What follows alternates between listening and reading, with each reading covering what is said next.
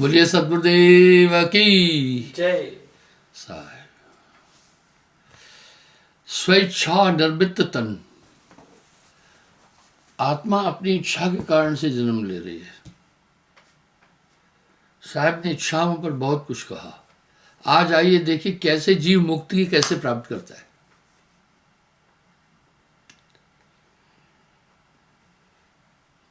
धर्मदास जी ने भी एक गहन प्रश्न साहब से पूछा, हे सदगुरु, बड़े बड़े योगेश्वर, जपी तपी ज्ञानी ध्यानी सब निरंजन के जाल में उलझ गए। इतना योग किया, इतना तप किया, इतनी तपस्या की, शास्त्रों में पढ़ने को मिल रहा है, तो ये कलयुग का बपरा जीव कैसे तरेगा? इसमें शम दम विवेक वैराग्य कुछ भी नहीं है। ये काम जटिल है। धर्मदास का सवाल बड़ा यूनिक था।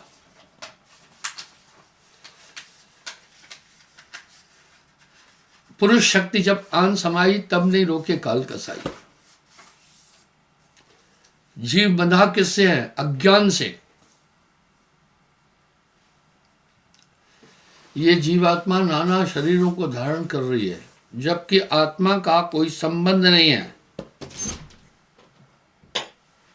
आत्मा का जन्म मरण से कोई संबंध नहीं है। जन्म मरण तो अज्ञान के कारण होता है।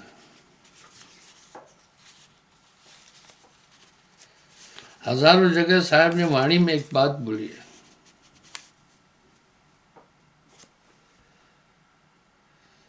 जब इतने बड़े बड़े तपस्वी तपस्या करके भी पार नहीं हो पाए, निरंजन ने सबको समेट दिया, तो बपरा कलयुग का ये जीव कैसे पार होगा?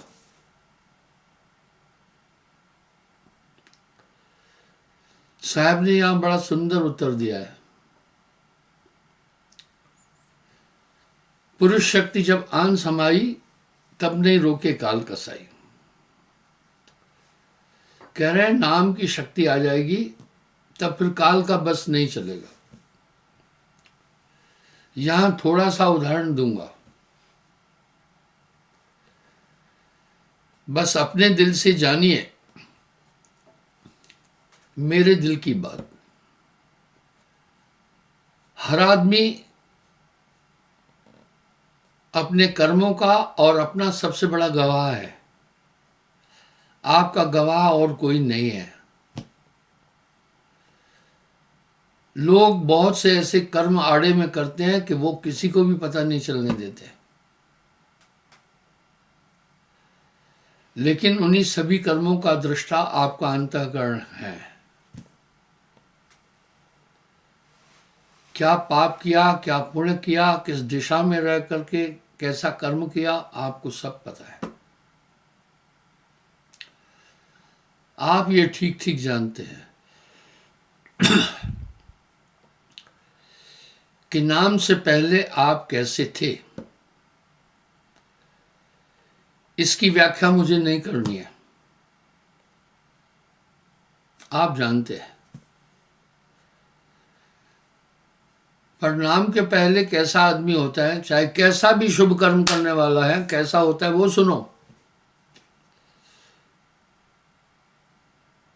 नाम बिना मूर्ख सब कही,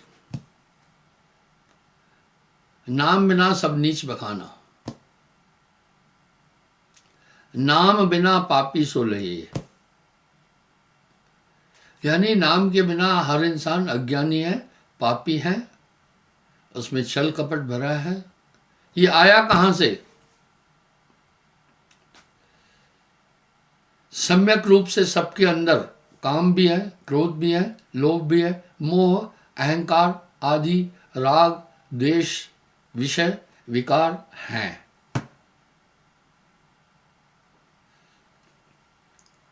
जो चतुर लोग हैं, बुद्धि के बल से अपने शुभ कर्म आगे रखते हैं, अपने खोटे कर्म नहीं। पर साहब एक शब्द कह रहे हैं, नाम बिना सब मूर्ख कहिए, नाम बिना पापी सो लहिए। अब आप में क्या बदलाव आएगा वो आप ध्यान से सुनो, बात समझ में आएगी। ऐसा नहीं है कि कुछ लोगों में काम है, कुछ लोगों में क्रोध है, कुछ लोगों में मोह है, किस में अहंकार है, ऐसा नहीं है, सब में है। ये एक पूर्ण सच है, ये सब में है, क्योंकि सब में 5 कर्मेंद्रियां, 5 ज्ञानेंद्रियां हैं और 5 सखी प्यूं प्यूं करत है। भोजन चाहत न्यारी न्यारी, संतों घर में झगड़ा भारी। सब में है। उदाहरण देता हूं, पाश्चात्य दार्शनिक शुक्रात की बात बता रहा हूं। एक सामुद्रिकी आया, ज्योतिषी, वो लोगों को देखकर उसका भविष्य, उसकी वृत्ति, ये सब बता रहा था। शुक्रात के शिष्यों ने कहा, इस ज्योतिषी को बताएंगे नहीं, शुक्रात के पास भी ले जाते हैं, उसका भी हाथ देखे। उस ज्योतिषी को पता नहीं था ये शुक्रात है, और यूरोप में शुक्रात बहुत मशहूर थे। दार्शनिक गेटे आदि, ये टालिस्टाय उधर बहुत ज़्यादा फेमस हुए हैं। जैसे हमारे देश में संत लोग हैं, ऐसे उसने शुक्रात का हाथ देखा, बोला ये आदमी बहुत कपटी होना चाहिए, इसकी रग रग में छल कपट भरा है, ये धूर्त और झूठा आदमी है, इसके सभी कर्म खोटे हैं। उसने बड़ी व्याख्या दी उस पर, यानी ऐसा कोई अपराध नहीं जो इस आदमी में नहीं है। आखिर में टिप्पणी में क्या बोला, ऐसा गंदा हाथ इससे पहले मैं कभी नहीं देखा था। शुक्रात के शिष्य उसको मारने के लिए उदित हुए। शुक्रात ने कहा, नहीं, ये सामुद्रिकी सही कह रहा है, जो जो दोष इसने इंगित किए मेरे प्रति, सच में वो सभी दोष मुझ में थे। ये अच्छा सामुद्रिकी है, अच्छा ज्योतिषी है, इसने एक भी बात गलत नहीं बोली है। ये सब दोष जो जो इसने बोले मुझ में थे, पर ज्ञान के द्वारा इन दोषों पर मैंने नियंत्रण किया है। तो भैया देखो, सबकी 2 आंखें हैं, हम सब आत्म रूप से एक है, शरीर रूप से एक है, व्यवहार रूप से एक है, खान पान इंद्रिय आनंद के लिए भी एक है। ऐसा क्यों है? सब में मन है, सब में 5 कर्मेंद्रियां हैं, 5 ज्ञानेंद्रियां हैं, 5 सखी प्यूं प्यूं करत है। भोजन चाहत न्यारी न्यारी, संतों घर में झगड़ा भारी। सब में आत्मा है, सब में पंचभौतिक तत्व का शरीर है सबका, इसलिए सब में 25 प्रकृति है, सब में ये ज्ञान कर्म और ज्ञान इंद्रिया है। सब अनाज खा रहे हैं, सब पानी पी रहे हैं, सब सो रहे हैं, सब जागते हैं। भैया हम सब सिर्फ आत्म रूप से एक नहीं है, हम सब शरीर रूप से और वृत्तियों से भी एक हैं।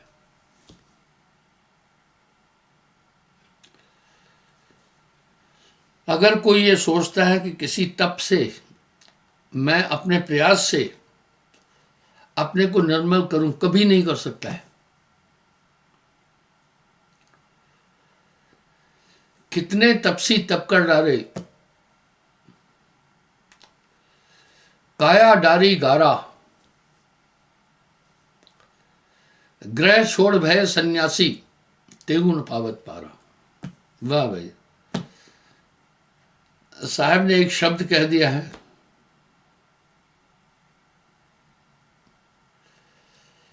कबीर का गाया गाएगा, तीन लोक में मार खाएगा। कबीर का गाया बूझेगा, अंतर्गत को सूझेगा। इसलिए ये सब में है, इसलिए कोई भी आत्मा को नहीं समझ पा रहा है। सम्यक रूप से हम सब पृथ्वी पर रहने वाले लोग, सभी धर्मों के लोग एक बात को स्वीकार करते हैं कि आत्मा अमर है, सभी। क्योंकि इस आत्मा का उल्लेख सभी धर्मों के अंदर है।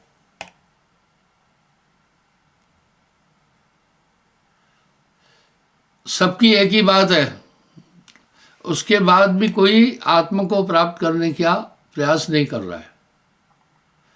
और आत्मा की व्याख्या सबने एक जैसी की है, अमर है।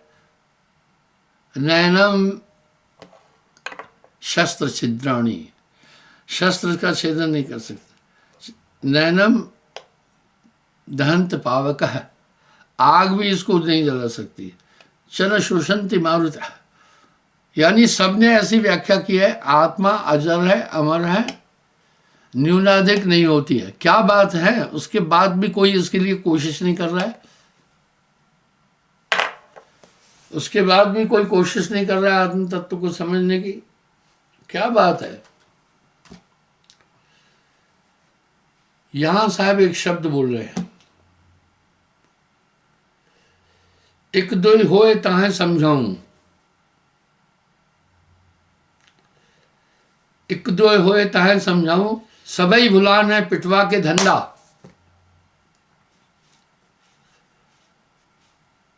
कहे कबीर मैं किस किस को समझाऊं, सब जग अंधा। क्या बात है। इसका मतलब है हम सब हर तरह से मानसिक रूप से भी एक है, आत्म रूप से भी एक है, व्यवहार से भी एक है। सबके अंदर मन का और माया का प्रभाव है। इसलिए कोई भी आदमी, शरीर में ऐसा कोई साधन नहीं है जिससे संसार सागर से पार हो सके।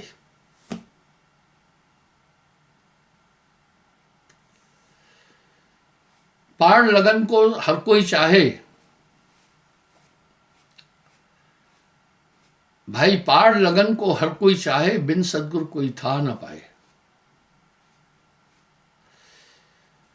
इसका मतलब यह है, और काम क्रोध लोभ मोह और इंद्रियां होने के कारण सब में क्रोध है, सब में मोह है, सब में लोभ है,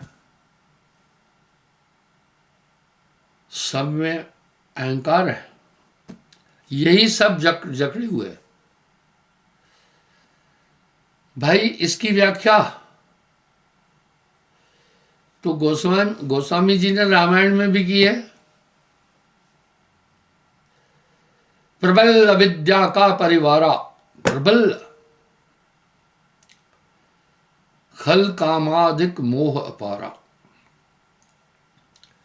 ये माया का प्रबल परिवार है। बड़े भरों को नचाया। थोड़ा बतलाता हूं ये कितने प्रबल है। कामदेव ने सबको पतित कर दिया, मैं आलोचक और निंदक नहीं हूं, शास्त्रगत तो शास्त्र विगत नहीं हूं।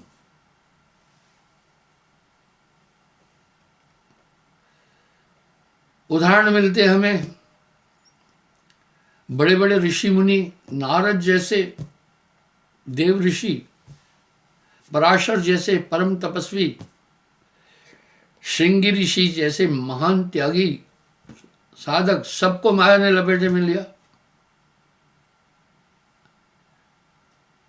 इसका मतलब है कि इस इंसान के पास अपना कोई साधन नहीं है जो इनसे बच सके।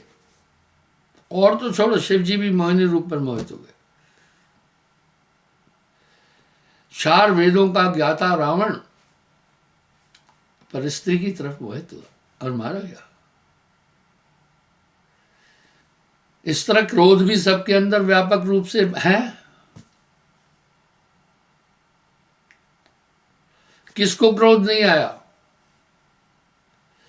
ये सब दंभ और असाध्य शत्रु अंदर बैठे हैं, इस आत्मा को बांधे हुए हैं। तभी साहब वाणी में एक बात कह रहे हैं, बहुबंधन ते बांधिया एक बेचारा जीव। भाई जीव बेचारा क्या करे, जो ने छुड़ावे पी। बदस्तूर सबके अंदर ये व्यापक रूप से बैठे हुए हैं। ये इंद्रियां कितनी शातिर हैं। 5 सखी प्यूं प्यूं करत है। 5 सखी प्यूं प्यूं करत है, भोजन चाहत न्यारी न्यारी। संतों घर में झगड़ा भारी। सुंदर रूप चक्ष की पूजा। अपनी स्त्री सुंदर भी है तब भी आदमी दूसरी की औरत की तरफ झांकता है। ये आंखें भी, ये सब मायावी शरीर है। गोस्वामी जी कह रहे, इंद्री द्वार झरो का नाना, तहन देवा कर बैठे था ना।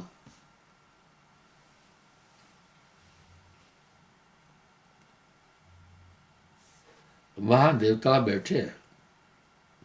इंद्रन सुरन न ज्ञान सुहाई। इंद्रियों पर रहने वाले जो देवता है वो ज्ञान की तरफ नहीं ले जा रहे हैं। विषय भोग से प्रीत सदाई।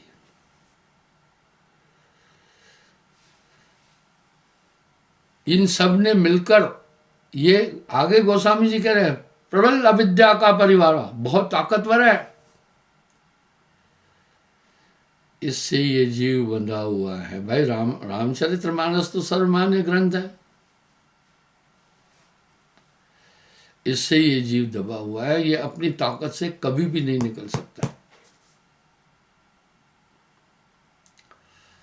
क्योंकि इसके पास साधन नहीं है।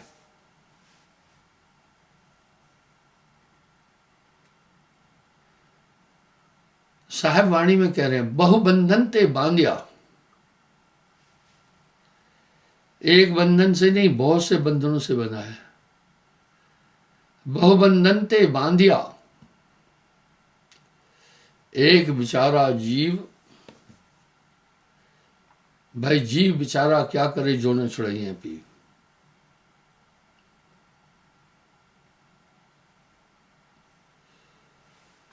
मैं एक उदाहरण देता हूं। तो ये सबके अंदर भरे पड़े हैं। क्रोध आता है, तमाम गाली बकता है। बुद्धिमान थोड़ा थोड़ा सा उसको साइड कर देता है। सब में क्रोध है। क्रोध में क्या करता है आदमी? या तो मारपीट करता है या तो अपशब्द बोलता है। अब ये कहां से है क्रोध? इसमें रह रहा है। काम क्रोध मद लोभ सभी मिल या तन में करे ठकुराई। भैया ये जीव बहुत बुरी तरह बंधा हुआ है। इन्होंने धमाल मचाया है। इससे हृदय, जीव हृदय तम मोह विषय की, इसलिए इसमें मोह आया। बहुत बुरा बंधा है ये जीव। बहुबंधन ते बांधिया एक बेचारा जीव। जीव बेचारा क्या करे, जो न छुड़ावे पी। जब क्रोध आता है पता ही नहीं चलता कहां से आया। कई बार आप लड़ाई झगड़ा करके पछताए होंगे, फिर भी आप झगड़ा करते हैं, बुला देते हैं। आपको मालूम है धोखाधड़ी पाप है, तो भी लोग धोखाधड़ी कर रहे हैं, और झूठ पाप है तो भी आदमी कदम कदम पर झूठ बोल रहा है। कौन है ये शरीर में ऐसे बीच बैठे हैं। विडंबना क्या है? क्रोध आया दिखाई नहीं, और आदमी उस क्रोध में किसी को डंडे सोटे मारकर सर फाड़ देता है, आदमी मर जाता है। पता है उसको, अगर किसी को मार डाला आजीवन कारावास है, तभी भी वो मार देता है। कुछ लोगों को पता है कि बलात्कार की सजा आजीवन कारावास है, तभी भी कर रहे हैं। इसका मतलब है गोस्वामी जी सही कह रहे हैं, प्रबल अविद्या का परिवारा बहुत ताकतवर है, इन सब ने अंतःकरण को मलिन कर रखा है, और ये जीव अपनी आत्मा को नहीं जान पा रहा है। तो धर्मदास जी ने हथियार फेंक दिए, बोला बड़े बड़े तपस्वी जो हैं ये उलझ गए, कलयुग का बपरा जीव क्या करेगा। साहब क्या कह रहे हैं पता है? वो भी सुनो। पुरुष शक्ति जब आन समाई तब नहीं रोके काल कसाई। वो नाम की ताकत जब आपके अंदर आएगी तो सभी सद्गुण आ जाएंगे। इसी को गोस्वामी जी कह रहे हैं, भक्ति स्वतंत्र सकल गुण खानी, सभी सद्गुणों को आहत करते हैं। बिन सत्संग न पावह प्राणी। अब कौन से सद्गुण आ जाते हैं? विवेक, शील, ज्ञान, विचार, प्रेम, आनंद, समता आदि ये शक्तियां आ जाएगी। अब अपने दिल से जानिए मेरे दिल की बात। आपने घोर तपस्याएं नहीं की है, पर ये शक्तियां आ गई, आप में बदलाव आ गया, आप में बड़ी चेंजिंग आ गई।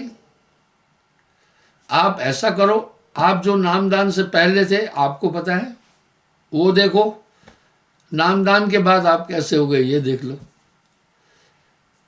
बस अपने दिल से जानिए मेरे दिल की बात। आखिर क्या है ये नाम? ये नाम वाणियों में नहीं आ रहा है। गुरु का महात्म इसलिए बोला, एक दिव्य ताकत आपके अंदर रोपित करता है, वो नाम है। लिखा न जाए पढ़ा न जाए, बिन सदगुरु कोई ना ही पाई। कोटि नाम संसार में तिनते मुक्ति न होए, मूल नाम यह गुप्त है बूझे बड़ला कोई। अब क्या होता है, जब भी आपके पास क्रोध आया आपको पता चल जाता है, आप क्रोध से बच जाते हैं। ये ठीक वैसे ही है, कोई आपको खींच के पत्थर मारा, अगर आप अचेत है तो पत्थर लगेगा। जब आप सतर्क है तो आपने देखा पत्थर आ रहा है, कहीं गर्दन झुकाएंगे, कहीं अपने को बचाएंगे। हैं अभी भी वो, पर उनका जोड़ नहीं चल रहा है। ये सभी दोष अभी है, लेकिन इनका जोड़ नहीं चल रहा है। क्रोध आ जाए, विवेक खड़ा हो जाता है सामने, कहता है भैया मारपीट करने से कोई मतलब नहीं। पाप आता है, सभी चीजें आती है, उसको रोकते ये है नाम की ताकत से।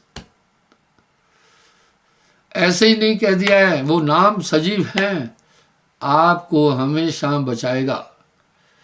कली में केवल नाम अधारा, सुमर सुमर भव पत्र उतरो पारा। ऐसे ही नहीं बोला।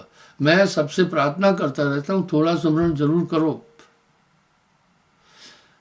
जब तक शरीर है तो शरीर के धर्म में क्रियाएं आपकी कभी बंद नहीं होगी। न खाना बंद होगा, न सोना बंद होगा, न चलना बंद होगा, न प्यास खत्म होगी। पंचभौतिक शरीर में ये वृत्ति है, इन सबको नियंत्रित कर देता है नाम। कली में केवल नाम आधारा, सुमर सुमर भव उतरो पारा। साहिब वाणी में फिर कह रहे हैं, थोड़ा सुमरण बहुत सुख, थोड़ा सुमरण बहुत सुख, जो कर जाने कोय, सूत न लगे बिलावना सहजे अति सुख। सहजे नाम करो। आपको मैंने ये नहीं बताया एक टांग खड़े होकर के नाम करना, आपको ये नहीं बताया कि बहुत जबरदस्त आसन में बैठना, आपको कुंभक रेचक क्रियाएं भी नहीं बताई। सहज सुमरण, ये चलते फिरते उठते खाते पीते भी एक श्वास बेकार न जाए। आप चेतन होते जाएंगे। जब आप चेतन हो जाएंगे तो ये सब शत्रु आपके आगे ढीले पड़ जाएंगे। इसलिए तो कह दिया, कली में केवल नाम आधारा, सुमर सुमर भव उतरो पारा। और साहब कह रहे हैं, कली है नाम प्रताप धर्मन हंस लोक सदावे। यही तज काग चाल मराल मत गए। काग कौए को कहते, मराल हंस को कहते। कौए से हंस बन जाओगे आप। ये परिवर्तन अपने अंदर देख रहे हैं। यही तो मेरा भी दावा है कि नाम से बदल देंगे। नाम के रे प्रताप ते भय आन के आन। आप संसार में रमो नहीं, उतना कर लो जितना जरूरी है, बाकी इसमें सुख मत देखना। आप बस बसर करो, इतना धन इतना कमाओ, शरीर का पोषण हो, बाल बच्चों का पोषण हो, ज़्यादा अपने को नहीं उलझाओ दुनिया के अंदर। बस अधिक समय स्मरण में दो। और इसके लिए ऐसा नहीं है कि कोई कठिन तप करना है, सहज मार्ग है। ठाड़े बैठे पड़े उताने, कहे कबीर मैं उसी ठिकाने। थोड़ा सुमरण बहुत सुख, जो कर जाने कोई, सूत न लगे बिलावना सहजे अति।